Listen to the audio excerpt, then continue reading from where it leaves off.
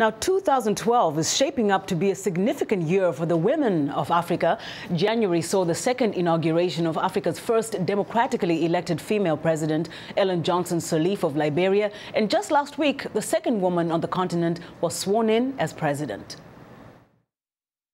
I, Joyce Hilda Ntila Banda. With those words, Joyce Banda became the first female president of Malawi. The former vice president assumed the position by constitutional mandate following the sudden death of twice-elected president Bingu wa Mutharika.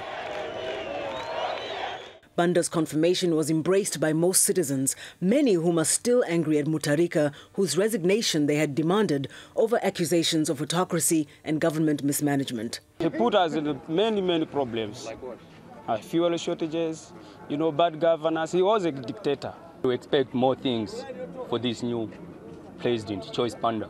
Yeah, because the governance was bad with Dr. Bingu wa Mutharika, and every Malawian was not happy with him. Banda's elevation to president came at a time when she was at odds with her predecessor over the issue of succession. In 2010, Mutharika expelled her from the ruling Democratic Progressive Party and tried to have her expelled as vice president too, but that failed. Meanwhile, Ms. Banda formed her own party, the People's Party, in 2011. On her first official day as president, Banda fired members of Mutharika's administration to pave way for her own appointments. She then called for peace, unity and healing in the country by announcing a 10-day mourning period for Mutharika and for flags to be flown at half-mast. I thank you all.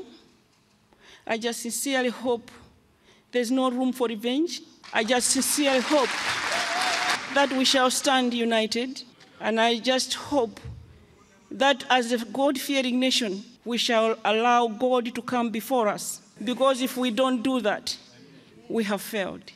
Banda's words echo those of the first democratically elected female African president, Ellen Johnson Sirleaf of Liberia, during her second inauguration in January in Monrovia.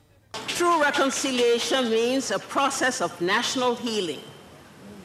It means learning the lessons of the past to perfect our democracy. Prior to becoming president, both leaders had served as ministers in their government and also had successful professional careers. Malawians are counting on Banda to uplift the country from the economic pit they accuse Mutharika of having plunged the nation into. Banda is tasked with reviving the economy, creating jobs and melting the frosted relationship with international donors who had stopped contributing aid to the country, ending fuel, food and other shortages. I think it's a question of coming up with a good, conducive, enabling policies that will actually turn around some of the things. They may not turn around so quickly within a day, but I think she can start a process. Johnson Sirleaf, whose country is still recovering from a long civil war, also faces challenges of stimulating the economy, creating jobs and maintaining the country's peace. Women in Africa are counting on the leaders, both champions of women's rights, to also uplift their status in society, in addition to inspiring them to strive for higher political positions. More and more women in Africa are now in positions to become president, either through elections or by virtue of being vice president. In Zimbabwe, there are constant rumors about the health of 88-year-old President Robert Mugabe. Vice President Joyce Mujuru is slated to take over in the event he is incapacitated. In Gambia, Vice President Issatu Njai Saidi is poised to assume the nation's top post if, for some reason, 46-year-old President Yahya Jammeh can no longer lead. And joining us now for analysis on the rise of women leaders on the continent is Emira Woods, co-director of Foreign Policy in Focus at the Institute for Policy Studies. So good to have you in the studios with us again. Great to be with you. Thanks for doing this segment. And such a great topic, too. I mean, 2 women leaders in Africa out of 54. Not bad. Well, we're well on our way, because I think you have to look at how these women came to power, right? You have had women's movements that have been pushing from the bottom up women's leadership, and they have had some concrete gains. Affirmative action laws in a number of countries with new constitutions have opened up the political space for women to step right up and walk on through. So you have, for example, Rwanda, 55% women in their parliament, compared to the US, where it's about 17, 18%. 4%. And it's a number of countries, South Africa, Namibia, Mozambique, that have these new constitutions where you see women's politically elected leaders that are emerging in tremendous and historic ways. And outside the affirmative action, you have some that are just doing it. Ellen Johnson-Sirleaf, I mean, she campaigned, she contested, she won the election. Well, she won because of women. Women's movement, you know, women demanding that we are half the population or more. But at the end of the day, it takes the men to count, to vote for them too. So that means, is there an opening up of you know, the male society accepting women as leaders? Because that is needed too. Well, I think there's a recognition that women hold up half the sky, and for far too long we've been marginalized. And you know, as you see these demands for democracy around the world, but especially in the African continent, you have women rightfully saying our voices must be heard. We must control our own destiny, help determine the future of our countries. I think this is the exciting transformational moment we're in.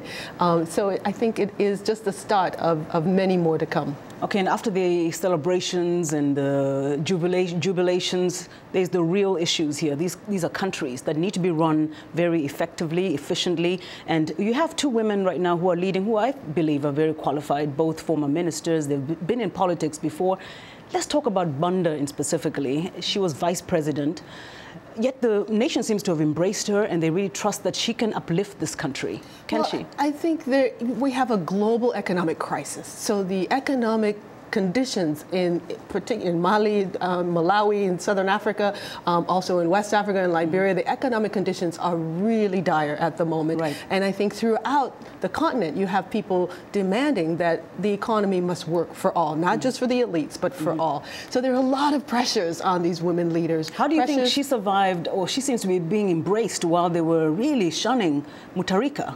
Is it her as the person, or they just don't see her as part of the government? Well, I think, again, you have women supporting her because she's a woman, but then you also have a political party and infrastructure that's in place to back her.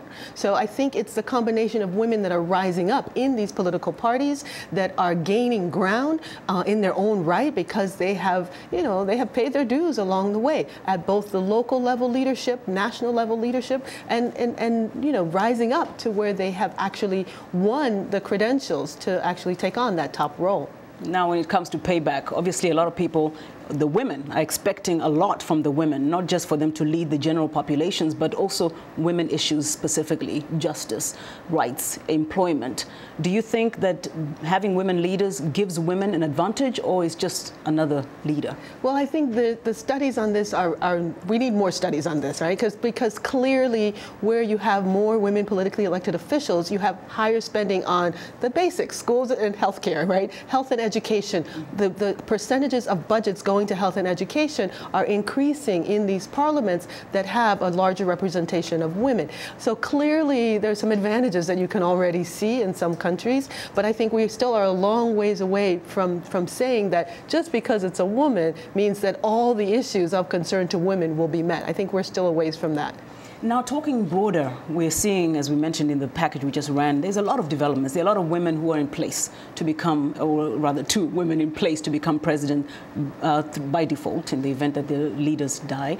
What about others coming in the other natural, the more traditional way through campaigning and elections and winning a straight-up vote? Well, I think this is what's exciting. And when you see these, particularly women leaders in the legislatures, in the parliaments, you are seeing women gaining ground. So you have women that are speakers of the House. You know, Ghana, for example, has Uganda, a number of women that are speakers of the House. The top level post being held by women. Again, different ways in which political leadership is being expressed. I think it's quite exciting. But it's not only in the formal political offices. It is also women's leadership in social movements that you see, you know, being reflected even in the Nobel Peace Prize awardees from 2011. But in social movements across the board, where women's leadership, from the environmental rights movement to movements for democracy across the board, it is women's leadership both in the formal and the social movements processes that I think is helping to create a greater space for women's demands to be heard.